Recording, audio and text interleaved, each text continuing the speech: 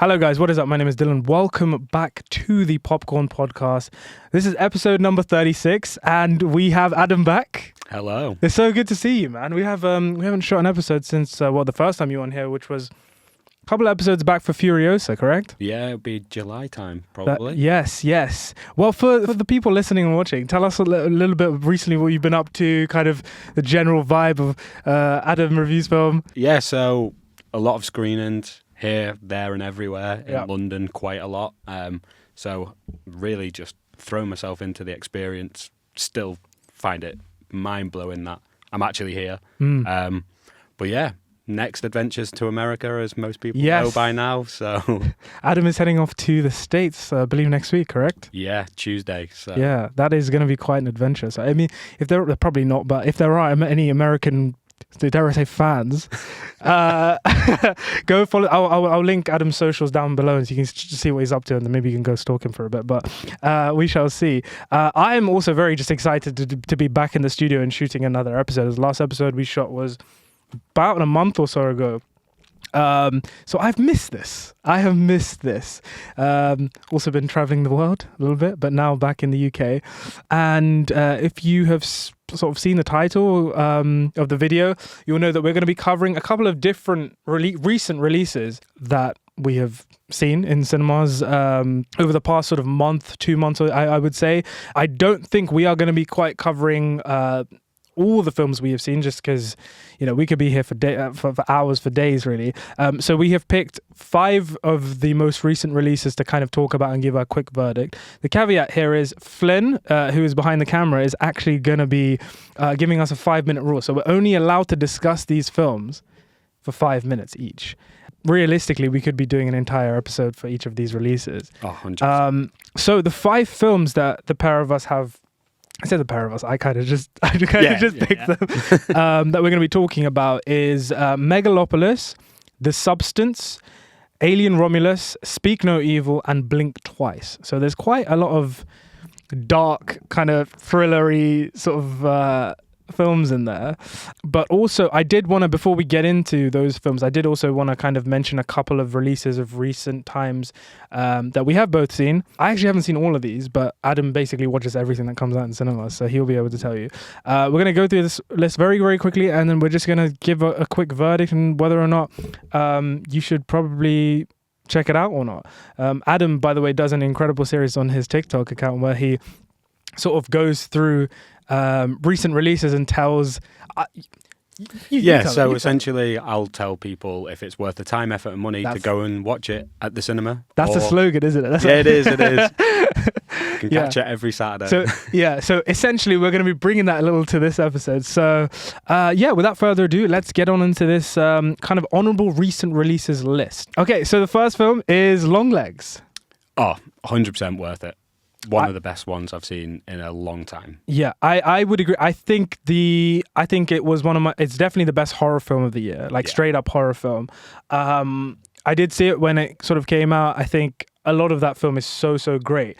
I have been thinking about it recently, and I don't know if it's quite sticking for me. There's a lot of really, really great things, and I do want to revisit it. But yeah, I definitely think you should check it out if you're a horror fan. Would you agree? Yeah, I would. I think it's just real quick. I think it's kind of like Silence of the Lambs. I don't think it's as good. No. But if Silence of the Lambs came out in 2024, it would get ripped apart on social media, just like Longlegs has. Form your own opinion. Yep. It's definitely worth it. Yep. And don't listen to the outside world. No, definitely. And even if you're not a horror fan, just go see it for Nicolas Cage. Yeah, 100%. Yeah. So up next we have Twisters. This came out quite a while ago at the start of summer. It did. I mean, pretty fun. I'm going to Oklahoma, so I'm biased there. You got to get that soundtrack on, man. I've been listening to that, the country soundtrack for a while now. It's pretty good. Yeah, it's a fun. Yeah, real fun popcorn movie. Definitely. I think it is probably the summer blockbuster of this year, I would say. Yeah, for sheer fun and entertainment. Yeah. For sure. Definitely. Up next we have Sing Sing, which I have not seen, so you can tell us a little bit about it, Adam. So I'm chopping and changing between Dune Part 2 and Sing Sing for Best of the Year. Wow. So it is insanely good. The performances are just Coleman Domingo, isn't it? yeah, just insane. And the fact that they've got people from the prison program all throughout. I'd say 80% of the actors are the real people from the actual movie itself. It's just incredible. I don't want to ruin anything for anyone, but that's one film that it needs to be top of everyone's watch list. I will get my ass in a cinema real quick soon for that, for sure. Another film I haven't seen, but Beetlejuice. Ooh. Yeah, it's worth seeing, 100%.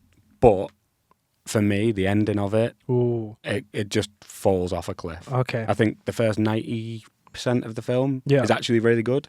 I loved the first one, loved 90% of this one. The ending, just incredibly rushed. Fair enough. The Crow. I haven't seen it either. No. Just a straight no. Okay. Watch the original. Yeah. Don't watch this. As I said in my video, I was proud of this line. It stems so far away from the actual source material, it may as well be called The Pigeon. So that's all you need to know about that one. Say no more. Speaking of birds, Cuckoo. It's a very weird one. Yeah. It's going to be hit and miss for a lot of people. Right. This was the type of one where I'd say it's not worth your money to go to the cinema to watch it. Okay. But definitely check it out on streaming to make your own opinion. It's one of them ones where it is 50% of people will probably hate it. Yeah. 50% will probably love it. Okay. So don't waste your money formulating that opinion. Yep. Wait till it's on Netflix. Understood. Up next we got It Ends With Us. I have not seen this either. So I've not read the book. Yeah. I've seen all the drama though. Yeah. So I actually enjoyed the movie for what it was, but I've seen people say how it stems away from the source material. It's not as good or hard hitting as it should be. So again, probably isn't worth the money to go and see. Yep. Wait till it's on streaming. Yeah. I enjoyed it for what it was. There was a weekend where sort of Ryan Reynolds and Blake Lively were both at the top of the box office, and I don't think that's happened for a long time now. No, probably not. So, yeah, fun fact. But yeah, no, I've just been sort of seeing around the kind of drama around the film, which I'm not really sure I understand, but hey, there you go. Up next, we have Borderlands. I think I already know the answer to this. I haven't seen it either, but... Yeah, so I went to the screening, and every time I go to a screening and I'm invited to these events, I feel like I should give them a little bit of a wide berth, but with Borderlands... You just couldn't? No. It's one of the worst films I've seen for a long time. Wow. It's definitely the worst film of the year that's been released in the cinema. Okay. It's like Netflix original standard. Okay. Interesting. And finally, for our honourable recent releases list, we have Trap. Again, it's another one that's going to split opinion. I really enjoyed it for what it was, but if you don't like M. Night Shyamalan movies, this is not going to be the one to change your mind. It's his movie. Yeah, I had a lot of fun with it as well, dare I say. And I haven't really enjoyed many of his recent films. I've just sort of gone then kind of less sort of frustrated due to like sort of half-baked ideas or whatever. This was just a kind of a bit of a fun time. The third act for me, that's where it kind of falls off. Yeah. I think when the film is inside this music show, in the show, that's where sort of the film is really alive and you're having the most fun. And Josh Hartnett is great as well. The third act, one too many twists. Yeah. It felt like it ended 3 or 4 times. Yeah, no, definitely. But yeah, I would say check. I think it's a nice sort of like chill kind of Friday night sort of watch if you're not feeling too up for anything sort of deep or serious. But that was some honourable sort of recent releases. Those are our verdicts. And if you've seen any of those films, do let us know what you thought of them in the comment section below. But now I think we are going to get cracking on with the main 5. The first of which, Adam, you haven't managed to see yet. I'm sorry about that. Yeah, because this came out yesterday. So I gave Adam like a super tight window, and he's probably already packing his suitcases for next week in the States. So Megalopolis. I did manage to see this last night, so I'll be very, very quick and very brief. Flynn, you can start the timer if you'd like. Directed by legendary filmmaker Francis Ford Coppola and starring Adam Driver, Natalie Emmanuel, Giancarlo Esposito, Aubrey Plaza, Shia LaBeouf, and many, many more.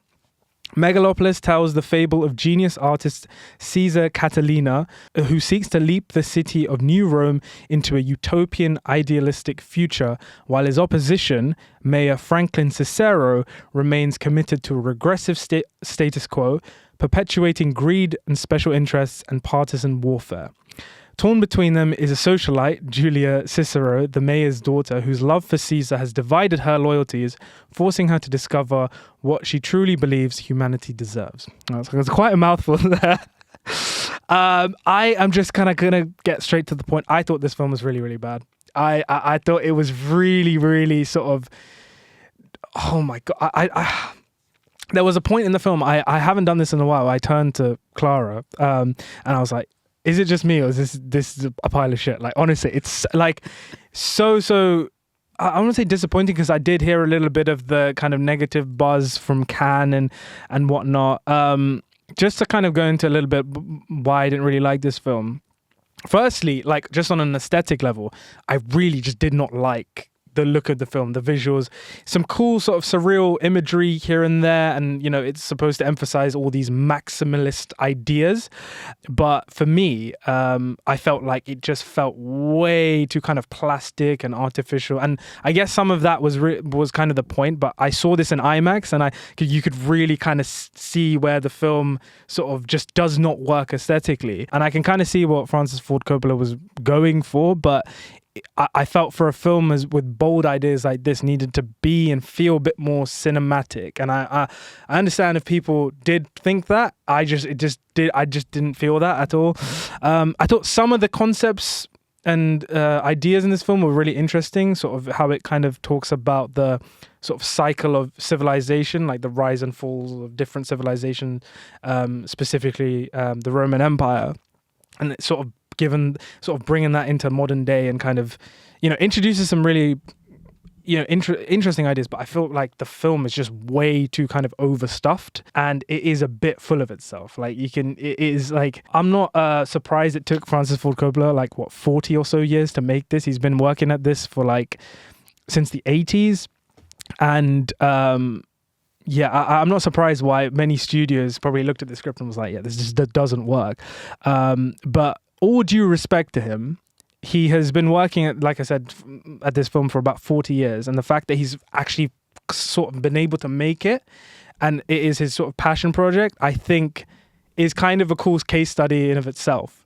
Like the idea that a legendary director like that just sort of was like, fuck it, and just, you know, just went for it. He sold like he's obviously incredibly wealthy, but sold like his wineries and sort of accumulated, I think it was like $120 million or something like that of his own money to put into this film. I thought it could have worked better maybe as an animated film.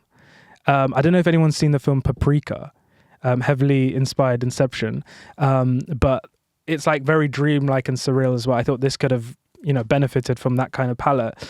But no, yeah, this film just did not work for me. Like it really didn't. I think one of my friends I saw it with yesterday as well said it's like the best bad film because you can see there are some interesting and sort of cool ideas in there, and like it is from a legendary filmmaker, but just, oh my God, like I don't know if you're gonna watch it, but I am. You are gonna watch it. But I've never seen a letterbox scale like it. Yeah. There's as many half stars as there is like 3, 4. Like, yeah. It's crazy. Yeah. And I've seen people that I trust give it a 1. Yeah. And a 5. Yeah. So it's one of them where I'm like, I can't wait to see it because I want to see the chaos. Yeah. That I've seen described online. So yeah.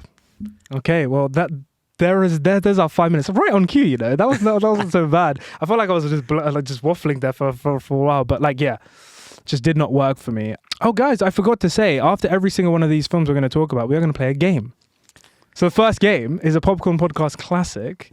Dare I say, I did make this game the first time you were on, Adam. And so you were the first, dare I say, player of this game. So the game, we are going to ask you, Adam, has Adam Driver starred alongside the following actors? Are you ready? Yeah, let's go. Okay. So we've got six actors, and you just say yes or no. And if you think they have, which films they have. Okay? All right. So has Adam Driver starred alongside Daniel Radcliffe? No. He has. No. We're starting off strong. He has. They've started a film together called What If, which was a rom-com. Okay, yeah, no. Back in the day. I think there's a meme of Adam Driver saying, oh my God, what is it? It's something about sex and nachos. Something like that. Someone will correct me. Yeah. But yeah, it's that the film isn't great, but that was the meme that came from it. Anyways, has Adam Driver starred alongside Natalie Portman? Oh, you're trying to trick me. Okay. Because I've not actually. This is gonna really out me. I've not actually watched many of the new Star Wars, but I'm gonna say no. You are correct. They have not. Has Adam Driver starred alongside Andrew Garfield? I'm gonna say yes because I feel like it's gonna be another one of these Daniel Radcliffe random movies. I'm not gonna be able to tell you which one, but I'm gonna go with yes. They have. You are correct. It isn't per se a random movie. It is Silence by Martin Scorsese. Yeah, that It's not quite a rom-com, but yeah, they have. Has Adam Driver starred alongside Jessica Chastain?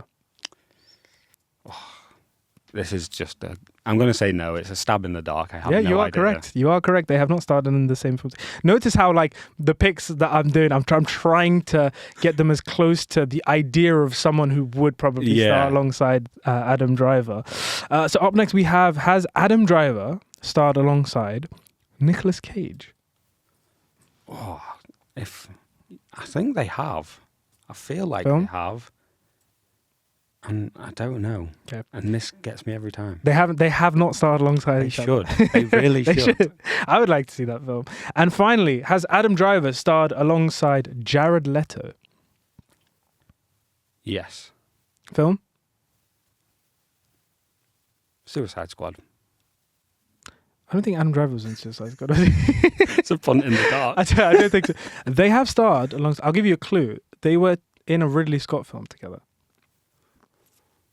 It's one of the recent ones. See, I'm not good under pressure. You're going to have to give it me. Okay. House of Gucci. Yeah. So there you go. I don't know how many you got right, but I think that was a pretty difficult round of that. Yeah, I think I'll tricky. I'll take. We have got another round of that coming up later, but yeah. So that was has Adam Driver starred alongside. So we are going into the second film right now. Oh my God, this is a film and a half. So we are going to be talking about The Substance. So directed by Coralie Farjar. The Substance follows fading celebrity Elizabeth Sparkle, who decides to use a black market drug, a cell-replicating substance that temporarily creates a younger, better version of herself. The film stars Demi Moore, Margaret Qualley, and Dennis Quaid. Since I spoke so much with Megalopolis, why don't you kick this one off, Adam? Yeah, wow. So incredibly unique. The premise is fantastic. I think the execution for a good 90% of the film, insane. Like the first two acts especially. And I like the way it's broken up, where it says like Elizabeth Sparkle and then Sue. It breaks it up with each one. Yeah. The first two acts, absolutely hooked. Yep. Loved it. I was like, this is a 5-star movie. I'm not massive on the ending. Yeah. I'm not. I can see the way that they've gone with it, and I can see why it's ended like that. But for me, it does sort of drop off slightly in the third act. That's not to say that it's not good, because it is. It's sensational. It's one of the best of the year so far. Yep. I think I've got it at like number 5 for the year so far. But the actual performances, the premise, everything about it is so unique. When we're in a year, especially of sequel or prequel or whatever it may be, to have something so new, fresh, and done so well, loved it. Couldn't agree with you more, mate. I think it is I'd say after Dune Part 2, this might be my favorite film of the year. I thought this film was just fantastic. One of the few films of recent times where I've walked out of the cinema sort of obviously just kind of my head all over the place, but also been like just the meme of cinema's back almost. Yeah, completely agree with you about, in a year full of sequels and sort of blockbusters and this and that, some of which are good, this film stands on its own for being, a really kind of original premise here. I think the screenplay is fantastic. I think it won Best Screenplay at Cannes, I think. Obviously, the film is kind of this deconstruction of, women, in this case, their pursuit to obtain almost the unobtainable, really, these impossible beauty standards. It kind of takes beauty standard culture and sort of flips it on its head in this really, really just razor sharp kind of. The film moves like a freight train. It moves so quickly. You are hooked, like you said. You are just sort of hooked, like just from the get go. The sound design, it was just Dennis Quaid eating the lobster or the prawns or whatever. Like it just. I said this in my Letterboxd review, but like Dennis Quaid has literally the most uncomfortable eating scene since like Denethor in Return of the King. Demi Moore and Margaret Qualley just, I think, give probably their best work from what I've seen from them. Just completely, utterly bold and fearless performances from the pair of them. It is a provocative and just explosive film, and in the third act, that's obviously where the body horror is really dialed up to 11, and you're kind of on board or you're kind of not. I have seen worse films than that. I don't think like it is the like sort of the weirdest body horror or the conclusion to a film that I've seen. And like you said, I don't know if everything in that third act kind of connects or clicks for me fully. But one thing, I don't know if you will agree with me on this, Adam, is I just love how the film is. It is this sort of commentary on women's beauty standards, etc. But it never ever feels preachy at all. Like it never feels like it's trying to shove an agenda down the audience's throat. It never feels like alienating in that sense. Coralie Farjar, I don't know. I'm not sure if you've seen her first film, Revenge, which I think came out in like 2018 or something. Loved that film. And, her with the likes of someone like Giulio Ducournau, who did Raw and Titane, I think both the pair of them, and it's not just because they're French women filmmakers, they're just some of the most audacious filmmakers working today. And I absolutely love this film. And I think it's terrific. Yeah. Yeah, I think you've hit the nail on the head with the beauty standards. It's not shoved down your throat, that you do understand, like, this is the message of the film. Yeah. This is what people, especially women, are having to deal with day in, day out in an industry like the entertainment industry. And I think it does it fantastically well. Yeah. And even in the third act, like, I understand why it's been done like that. The bloodbath part was the bit where I was kind of like a bit lost. Yeah. But the actual like mutant type of Yeah. thing coming out, that's like the insides of people for Yeah. these beauty standards. Like, Yeah. somebody's personality isn't absolutely. that's what's come out. It's portraying that on a physical level. Like you sort of lose yourself in the quest to in the quest for to obtain the unobtainable. Like you lose yourself, you become something else entirely. And yeah, I can't wait to see that film again. I think it's 100%. Great. Yeah. So yeah, I think we're both on. I'll tell you what. I think both of me and you often we have similar opinions about films, but occasionally our ratings on Letterboxd, if we quantify how we feel about a film, we are almost sometimes. A lot of the time, we're like half a star away from each other or something. I think both of us gave this 4.5 out of 5 stars. Yeah. So yeah, I think The Substance. If you haven't seen it, it is one of the most ballsy films of the year. If you want to see something different, if you don't want the usual kind of blockbuster studio sort of film, go and check this film out. It's brilliant. And with that being said, we are going to play our second game of the episode. So this game is called Films with the Same Name, and you have to tell me whether I'm going to give you some film titles, and you're going to tell me whether or not you think there's another film that has the exact same name. Okay. That make sense? Okay. Yeah. Okay. So the first film we have is Drive. There's gotta be 100%. There's gotta be. You are correct. Yeah, there's a 1997 sci-fi action adventure called Drive as well. Yeah. Trap. I'm gonna say no. You are correct, yeah. I feel like M. Night is his own man. He would have researched that beforehand. No, definitely as well. And I'm kind of surprised with sort of just a title, just a simple, a sort of that raises the eyebrow, but is simple as Trap. Yeah, hasn't been used before, so that was a surprise.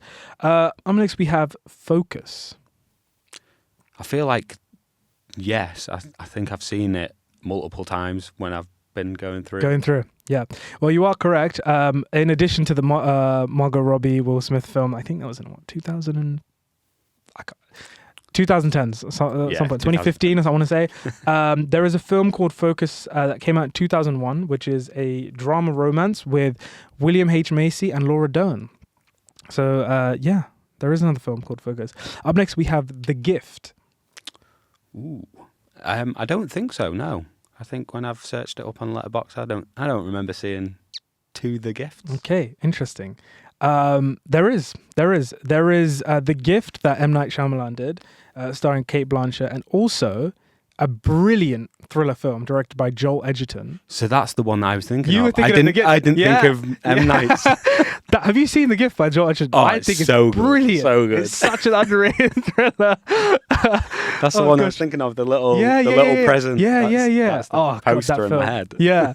Up next we have Sinister. Does Sinister 2 count? We're not doing sequels. No. Correct, you are correct. There has not been another film called Sinister. Up next we have Catch Me If You Can. Oh, see, I feel like that was unique. But then I'll go with yes against my greater judgment. Okay. Just in case there's a random one out there. You are correct. There is a random one out there. Who would have thought? Catch Me If You Can. The title was unique as that, as you say. There is also a 1989 action comedy drama directed by Stephen Sommers, who directed the first Mummy film, called Catch Me If You Can. Okay, so up next we have, where are we? Maestro. Ooh. No.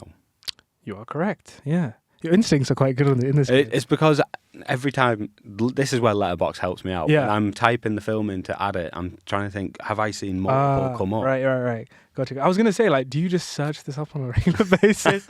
No. It's bedtime. Yeah. Bedtime. Up next, we have The Covenant. Again, I can't remember ever seeing something again, but that's the type where there'll be 4 horror movies that are all called The Covenant. So I'm going to go yes. You are correct. There is obviously Guy Ritchie's The Covenant with Jake Gyllenhaal. There's also a 2006 horror thriller mystery starring Sebastian Stan called The Covenant. Up next, we have Now You See Me. Ooh. I'm going to say no with that. You are correct again. There is not another film called Now You See Me. And finally, Argylle. I'm sure if there is another one called Argylle, it's definitely better than the one from this year. But I'm going to go no. Correct again. Wow, that was a pretty good run for you. You just redeemed yourself from the first game. Thank goodness. Yes. So that was films with the same name. Moving on, we are going to be talking about Alien Romulus.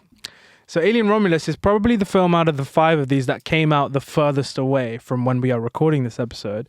But for me, this film was far too exciting to not sort of discuss even a little bit. So, Alien Romulus.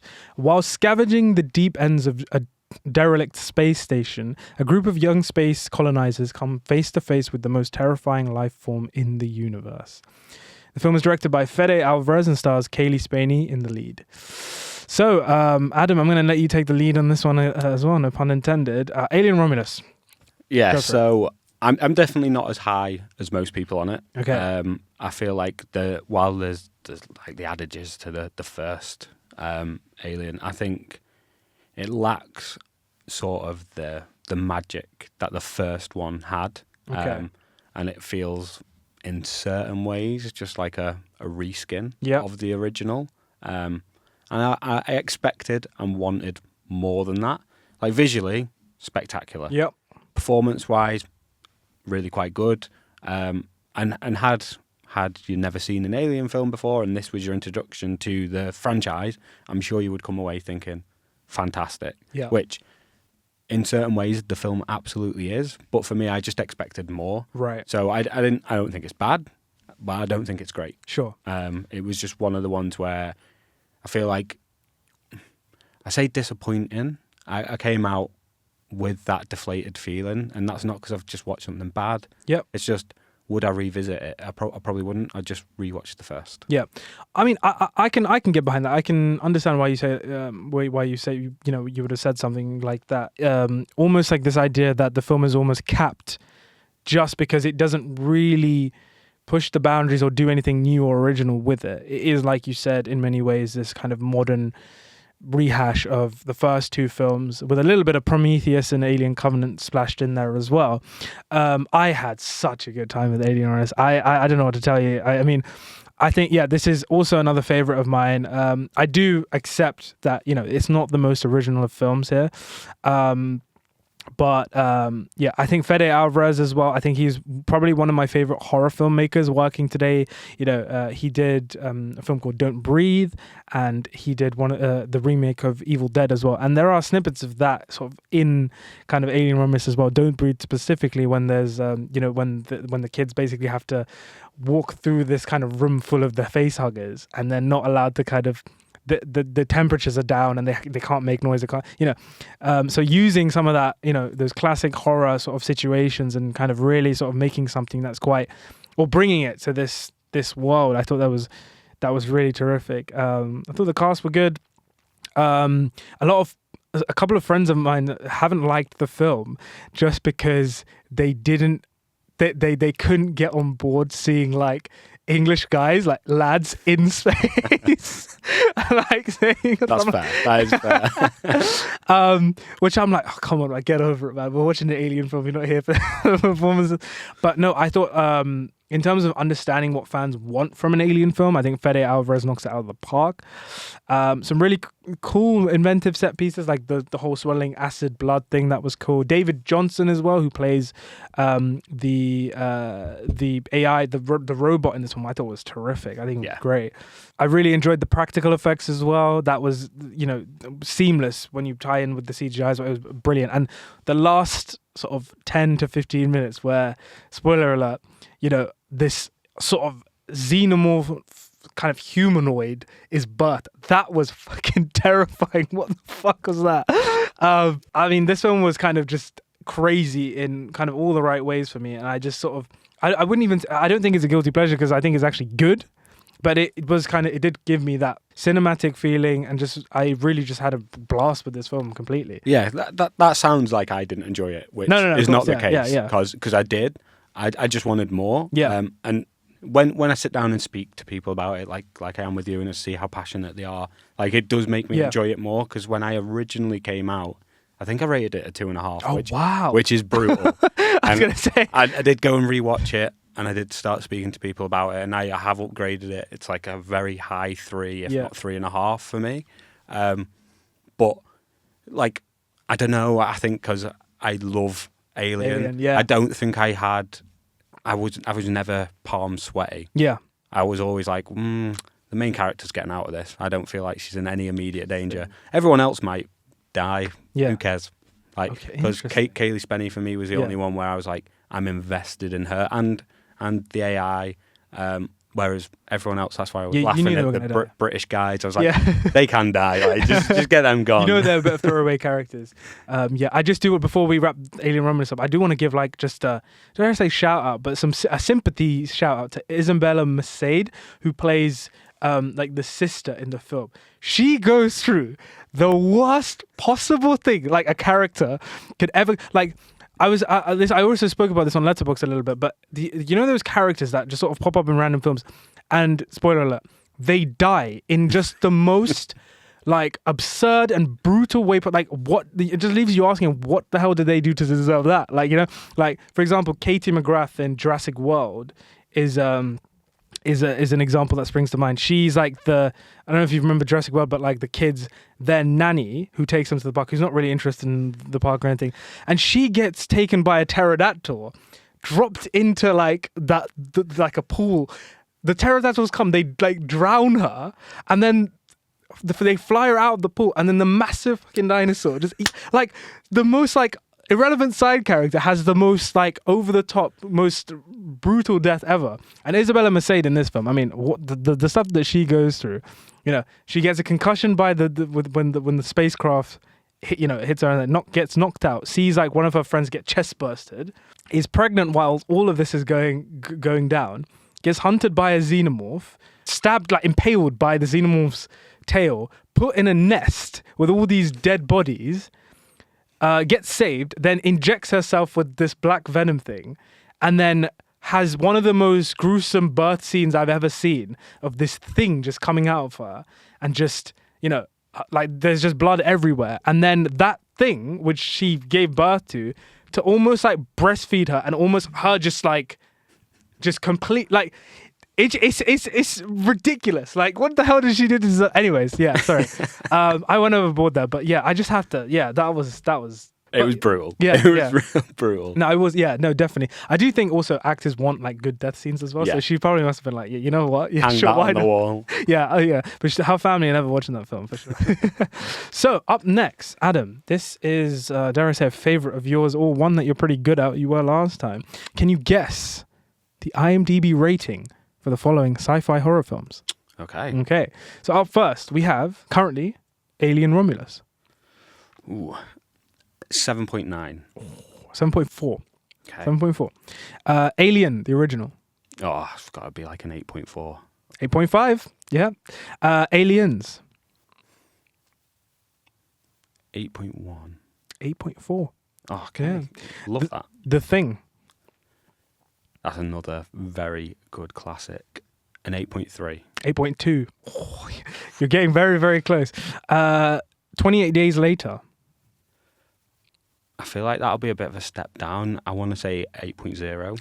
7.5. Oh, it should be higher. Nope. Oh, I need to take my unconscious bias out of this. 7.7.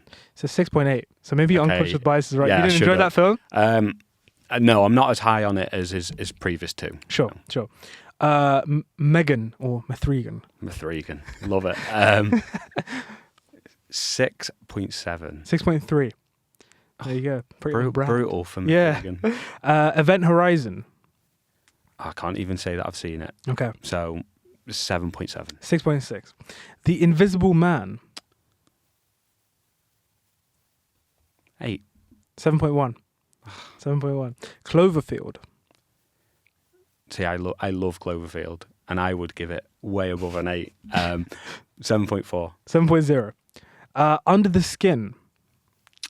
Again, I've not actually seen that. So. It's a bit of an artsy one with Scarlett Johansson, yeah. So 7.6. 6.3. I think it's much higher than that, but yeah. World War Z. Again, didn't really like it. 7.2. 7.0. The Fly. 7.1. 7.6. And finally, A Quiet Place. The original. 7.6. 7.5. You got really, really close with some of these. Well, we'll get there. Yeah. Okay, yeah, guys, that was, can you guess the IMDb rating of the following sci-fi horror films? And not too bad. So up next, we are going to be talking about Speak No Evil. You have seen this film? I haven't. Right. Okay. And we're talking about the American remake version, for context. So, Speak No Evil. When an American family is invited to spend the weekend at the idyllic country estate of a charming British family they befriended on vacation, what begins as a dream holiday soon warps into a snarled psychological nightmare. The film is directed by James Watkins and stars James McAvoy, Mackenzie Davis, and Scoot McNairy. Okay. You want to kick this one up again? Sure. I think there's so many positives with this. So many. James McAvoy is obviously insane. That man is scary because he can play somebody with multiple personalities like it's him. Yeah. So he scares me. He's definitely a character actor. Sure. Yeah. But then is that actually it? Because he plays it so well. What is so impressive about that is he can play someone like Kevin Wendell-Crumb from Split, or this guy, I can't remember his name in this, or, just completely just convince you that he is as psychotic as he is in these characters. But then he also plays Mr. Tumnus from Narnia. Like, it's just like the range of this guy is crazy. Yeah. Sorry, continue. I do think so. I actually haven't seen the original. Yeah, me so neither. I'm just going completely on this. I think there's a lot to like here, like a heck of a lot. The performances, for the most part, are absolutely great. I had a ball with it. It's ridiculously funny for like no reason at all. Yeah. There's some jokes that are very close to the line where you'll be like, I'm surprised they put that in there. So I was having a great time. My one major gripe is the husband character. He is pissed you off. He's what I'd describe as wet. But the character arc that they'd set him on, I didn't mind him being wet. And then can just to clarify, what do you mean by wet? Because I have a definition in my mind, but we're from different parts of the UK. So please, just a bit of a. He's a beta male. He's a beta. Yeah. In a way, but like you don't have to be an alpha. So I was really invested in his character arc. Yeah. How like he'd gone from this like limp character to, I'm hiding in the wardrobe, I'm going to take this guy down for my family. Yeah. And I was like, that is the perfect character arc. But he couldn't even get that right. Yeah. And I was just like, what is the point in him being there? Yeah. And they, spoiler alert, they didn't even kill him off. Yeah. And at that point, I was like, just put his head through the glass. Like, get it over You don't even get. Yeah, his wife, Mackenzie Davis, she was great. She was great. Because she was the audience in all of those scenarios. Like, we got to leave. And this guy was the guy who was almost being like kind of manipulated even more because he was the weaker of the two. Yeah. I thought the film. I mean, I think this is definitely like James McAvoy's film for sure. Like, he's just terrific. My sort of big kind of issue with the film is the third act. I know we've been saying this a lot about a lot of films in this episode, but I feel like it just does descend into kind of very generic thriller, break-in house kind of third act. And yeah, nothing really kind of surprised me in that. No, it's incredibly predictable. Yeah, like, you know what's going to happen before it does. Definitely. I think apparently the Danish version of this in 2022 is much more bold, takes more risks. So I'm definitely looking forward to checking that version of the film out. But for the majority of this, I thought it was pretty good. I liked the kind of the line at which the story, had the audience of like, you get the hell out of there, but also you do see why these characters kind of stay for as long as they do in some of those scenarios. At one point, I was like, "Get the fuck out of there!" Honestly, 100%. But no, I thought it was a pretty enjoyable thriller. I would say. Yeah, I think so. It was made obviously Blumhouse were involved. Yes. And my thing with Blumhouse is they'll make like say 10 movies a year. 9 of them are going to be awful, Shite, yeah. But there's going to be one that's good. And this was it. Until what you say, like the final act, it does descend into just normal horror tropes, which it is disappointing in a way. But I suppose like you're going to have to end it one way. You know that they're not going to kill off all the family. Yeah. It would be a nice change and it would be bold. And then you just have this character of James McAvoy walking around, and then is there going to be a sequel? Is there not?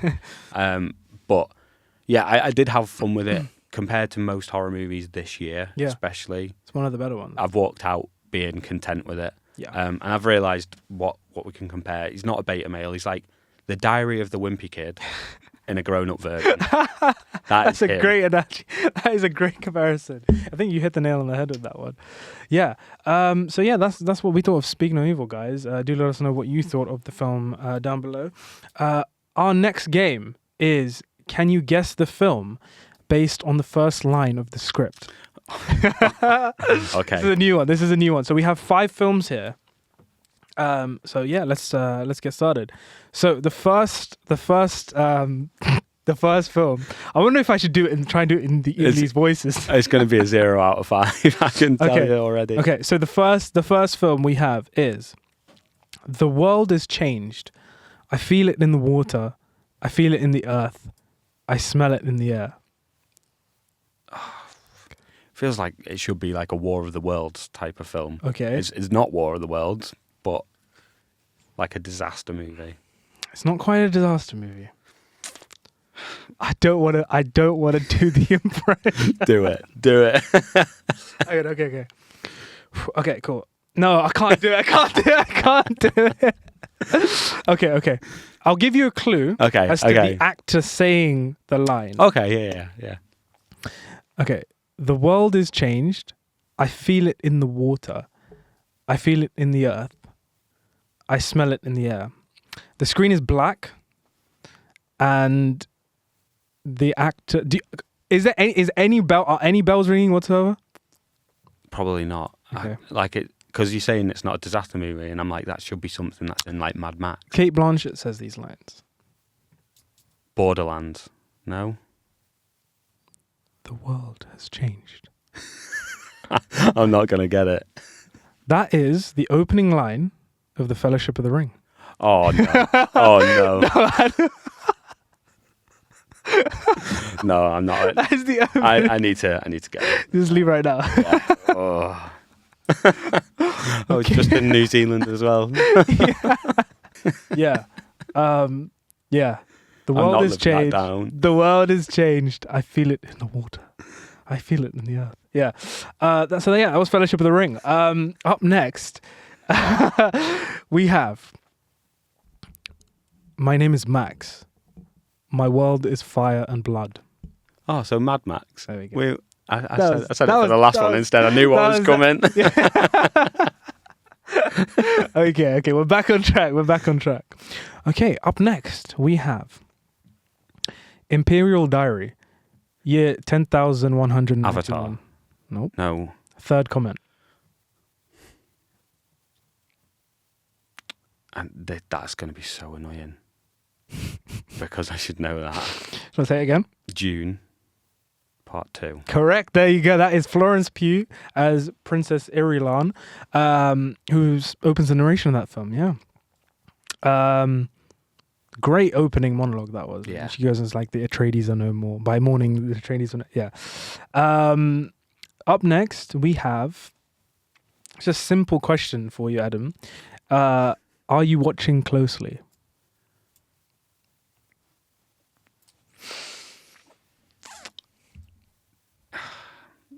That is ringing bells, but it's not coming. What does because initially when we were doing the Fellowship of the Ring, you were saying like, you know, some sort of apocalyptic kind of film. What is the dialogue? Are you watching closely?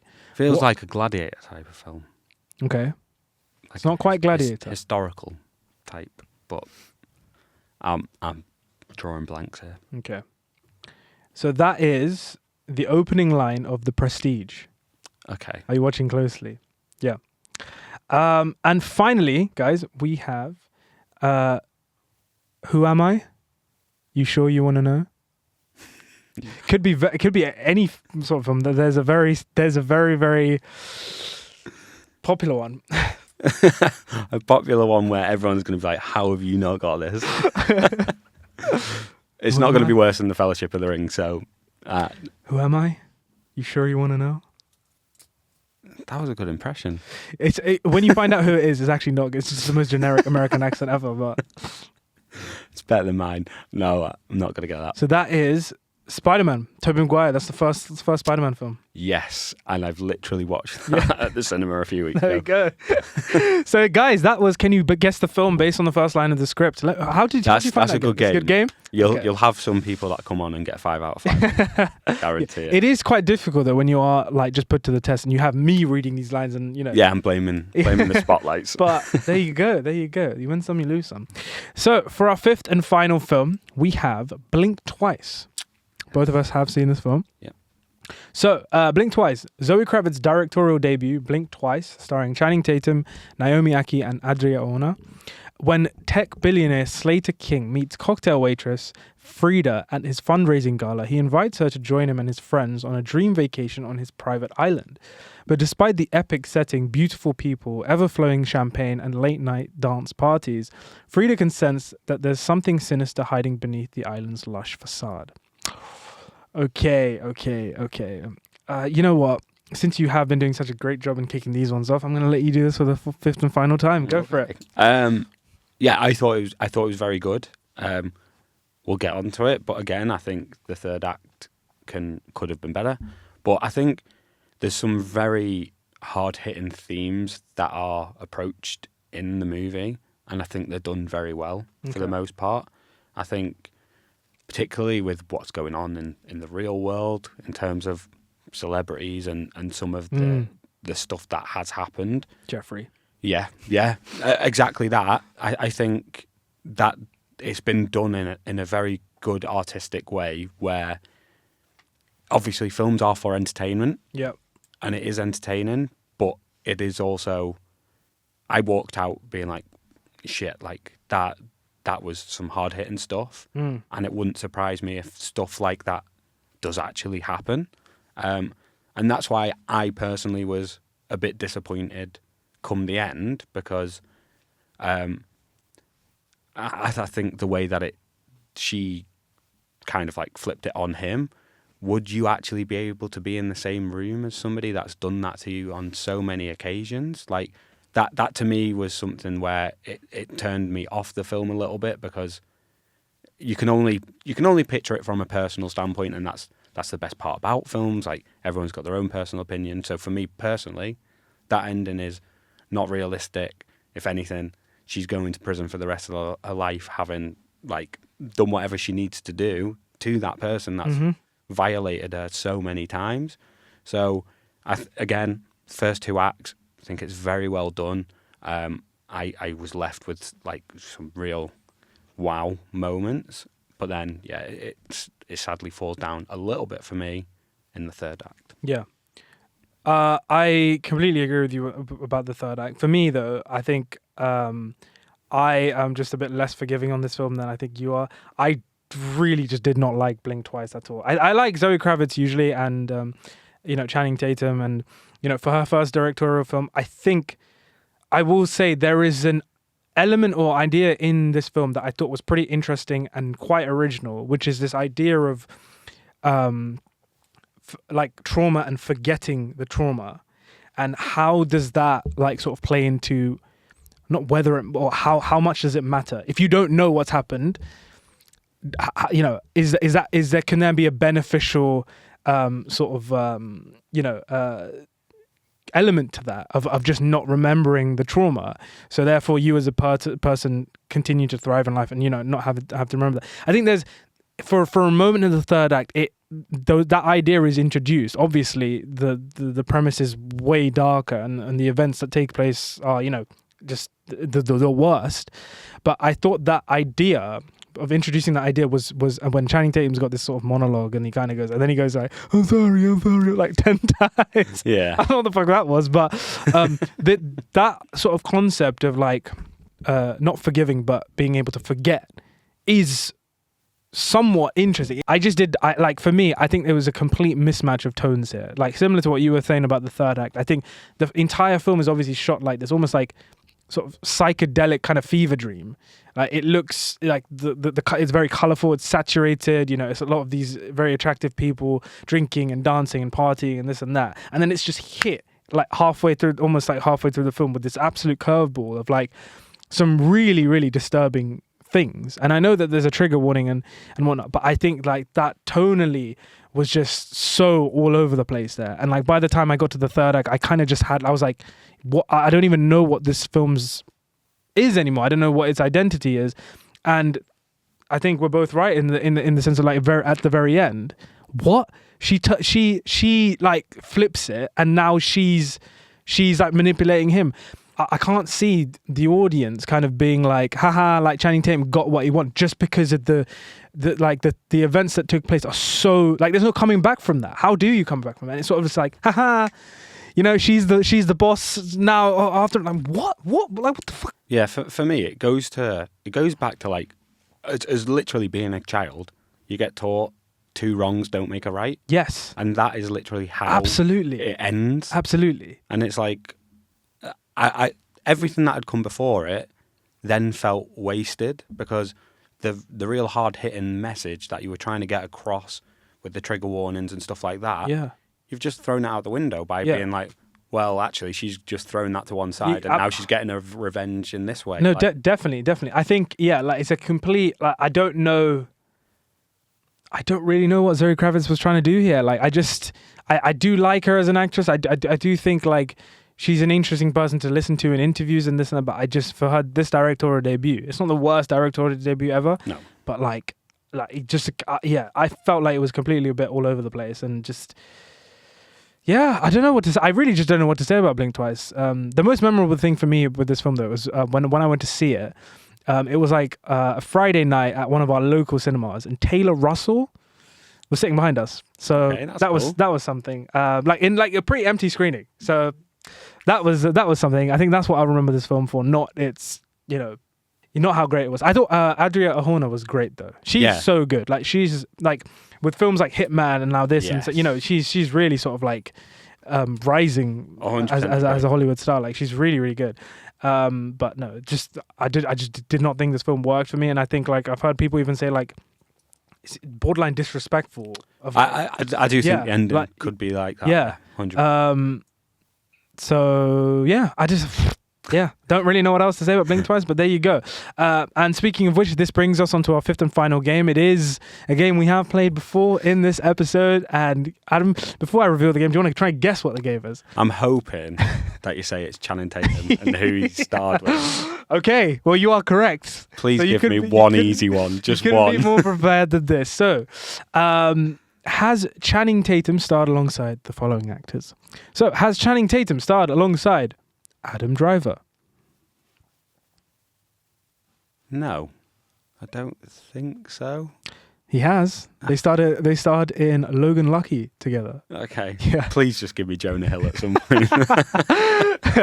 Has Channing Tatum starred alongside Aubrey Plaza? If he has, I can't think of the movie, so I'll go with no. Correct, you are correct. They have not starred in the same film together. Has Channing Tatum starred alongside Blake Lively? Surely, yes. Film? It's quite an unconventional one. I did throw this in there as a bit of a curveball, but Blake Lively and Channing Tatum, the only film technically that they've starred alongside each other in is one of the summer blockbusters of this year. Oh, really? What are the summer blockbusters of this year? Oh, of course. Yeah. So she's Lady Paul. She's Lady Deadpool, Paul. Wolverine. I've got a film right, finally. Up next, has Channing Tatum starred alongside Miles Teller?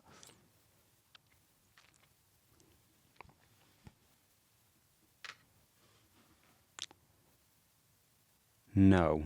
You are correct. Has Channing Tatum starred alongside Brie Larson?